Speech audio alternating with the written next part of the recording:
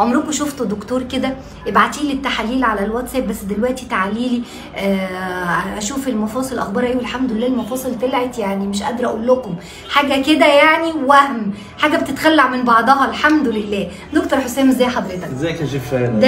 دايما تعبك معايا. ازيك يا جفاله؟ العفو. الحمد لله. انت بتنوريني والله. ربنا يخليك. والله سعيد اني شفتك. ربنا يخليك.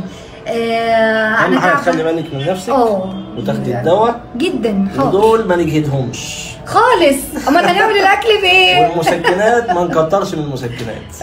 احنا عندنا مشكله ان المسكنات الكتير مش كويسه. علاج الروماتويد علاج مزمن نمشي عليه سنه سنتين 10 20 ما دام بنتابع مش مشكله ما يضرش، انما المسكنات الكتير هي اسوء حاجه. فنحاول على قد ما نقدر نتجنب المسكنات. بيبقى غصب عننا يا دكتور. انا عارف يعني بس على قد ما نقدر، على قد ما نقدر. وانا عارفه ان انا جايه لك النهارده كمان تعبانه بالجهاز الهضمي بسبب المسكنات برضو اللي انا على طول بستسهل